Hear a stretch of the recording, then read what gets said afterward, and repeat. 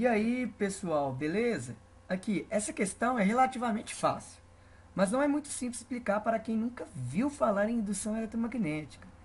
Mas o meu objetivo é para as pessoas que eu pressuponho que já assistiram a aula sobre, ok? Vamos lá olhar essa questão. É o seguinte, um anel metálico rola sobre uma mesa passando sucessivamente pelas posições P, Q, R e S, como representado na figura. Na região indicada pela parte sombreada na figura, existe um campo magnético uniforme, perpendicular ao plano do anel, representando pelo símbolo B. Considerando-se essa situação, é correto afirmar que, quando o anel passa pelas posições Q, R e S, a corrente elétrica nele, aí nós temos as alternativas. E também a parte sombreada é o campo magnético, onde que o campo magnético está entrando no plano do papel. E o anel de P vai até S, da esquerda para a direita, ok?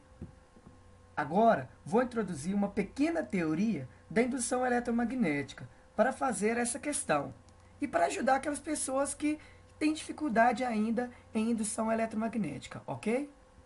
Agora, nesse novo quadro, nós temos três figuras. Um imã entrando, saindo e parado. Isso é chamado lei de Lenz. O que a lei de Lenz fala? Vamos aqui escrever. Lei de Lenz fala que o sentido da corrente é oposta da variação do campo magnético que lhe deu origem. No caso, o ímã está entrando. Então, o campo magnético está aumentando na espira. Tá? Vamos pôr aqui a setinha que ele está aumentando. Logo, a corrente está no sentido anti-horário, nesse caso.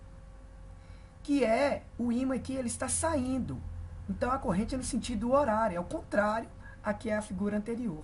Tá? Porque o campo magnético desse ímã está diminuindo a intensidade. Então, a corrente vai ser lá do contrário. Já no ímã parado, não tem corrente elétrica, porque não há variação do campo magnético. Então, não há corrente induzida elétrica. E como que eu vou saber o sentido das correntes? Então, eu vou pôr um novo quadro.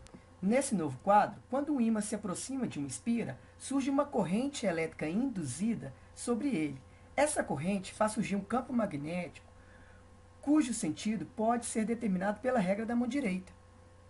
Ao aplicar essa regra, verifica-se que o campo magnético tem sentido oposto ao campo magnético do ímã. Se fizermos isso ao contrário, que é na figura 2, tá? O campo magnético está saindo, diminuindo o campo magnético na espira. Então, produz um campo magnético da espira contrário a ela. Eu quero que você fique. Logo, pela regra da mão direita, o polegar está para baixo, tá? Vamos só mudar aqui o sentido para cá, o polegar para baixo, então o sentido da corrente é o sentido horário, nesse caso. E na figura do lado esquerdo, o sentido é anti-horário, porque o campo magnético da espira está da direita para a esquerda, logo o polegar está para cima, sentido anti-horário, ok?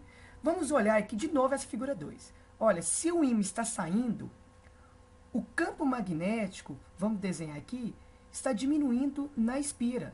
O campo magnético do ímã está diminuindo. Logo, o campo magnético da espira está da esquerda para a direita. Logo, polegar para baixo, sentido anti-horário. Vamos voltar lá para a questão.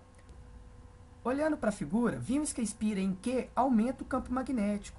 Então, tem uma corrente induzida em um sentido. Em R, não há variação do campo magnético, então não tem corrente induzida. E em S, o campo magnético está diminuindo, então tem uma corrente induzida oposta do que em Q. Vamos ver a alternativa. A. É nula apenas em R. Sim, porque não há variação do campo magnético. E tem sentidos opostos em Q e em S. Sim, porque em Q o campo magnético aumenta. A espira está entrando. A espira entra. E em S, a espira sai, o campo magnético diminui. Logo, as correntes são opostas, que nós vimos lá em outros quadros. Verdadeira. B. Tem o mesmo sentido em Q, R e em S. Que isso? Não.